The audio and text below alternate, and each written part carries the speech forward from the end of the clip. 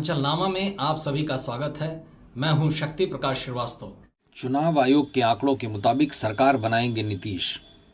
जैसे ही बिहार विधानसभा चुनाव के दूसरे चरण का मतदान समाप्त हुआ, उसके आधे घंटे बाद ही दर्जन भर से ज़्यादा सर्वे एजेंसियों के एग्जिट पोल आने शुरू हो गए।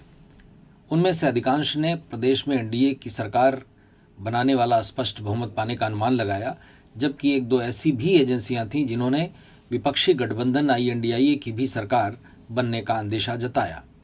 इन एजेंसियों के एग्जिट पोलों को लेकर हो रही बहसबाजी को छोड़ दें, उसकी जगह चुनाव आयोग की ओर से जारी आंकड़ों पर ही नजर डालें तो आपको लगेगा कि भारत के निर्वाचन आयोग द्वारा जारी यह आंकड़े ही यह बताने के लिए काफ़ी है कि बिहार में सरकार किसकी बन रही है। मतलब आप इसी से बिहार में चुनाव का ट्रिगर पॉइंट समझ जाएंगे। मंगलवार की शाम जब दूसरे और अंतिम चरण का मतदान संपन्न हुआ तो इसके ठीक कुछ घंटे बाद ही चुनाव आयोग ने मतदान को लेकर यह बयान जारी किया कि इतिहास में पहली बार बिहार में 66.91% वोटिंग हुई है। पहले चरण में 65.08% वोटिंग हुई, जबकि दूसरे ही चरण में यह रिकॉर्ड टूट गया। चुनाव आयोग ने ओवरऑल वोटिंग परसेंटेज के साथ ही पहली बार यह भी जानकारी साझा की कि महिला और पुरुष वोटरों की भागीदारी कितनी रही, क्योंकि विपक्षी गठबंधन के नेता तेजस्वी यादव लगातार चुनाव आयोग से यह मांग कर रहे थे कि पुरुष और महिला वोटरों के वोटिंग प्रतिशत के अलग अलग आंकड़े जारी किए जाएं। चुनाव आयोग के मुताबिक इस बार बिहार चुनाव में 71.6% महिलाओं ने वोट डाला, जबकि 62.8% पुरुषों ने वोट डाला। इस तरह पुरुषों की अपेक्षा 8.8% ज़्यादा महिलाओं ने वोटिंग की। आज़ाद हिंदुस्तान के इतिहास में पहली बार इतनी भारी संख्या में महिलाओं ने वोट डाला।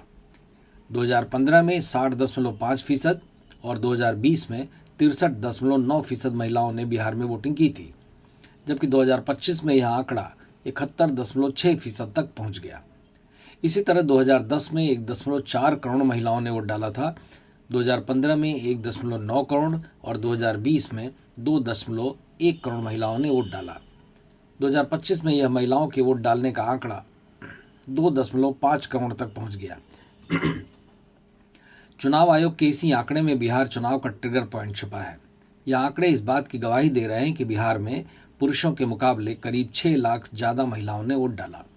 अगर इसे कुल विधानसभा सीटों की संख्या 243 से बांट दें तो रिजल्ट यह आएगा कि हर सीट पर लगभग 25,000 ज़्यादा महिलाओं ने वोट किया है, जबकि 2020 के बिहार चुनाव में 70 सीटें ऐसी रही थीं जहां हार जीत का अंतर महज 5,000 का रहा था।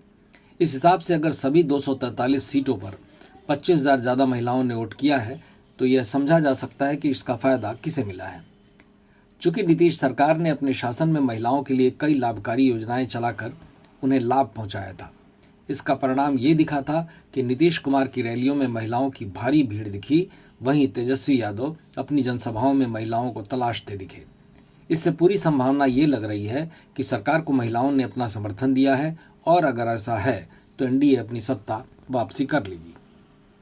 मतलब की बात में आज बस इतना ही। कल फिर मुलाकात होगी इसी समय, इसी चैनल पर।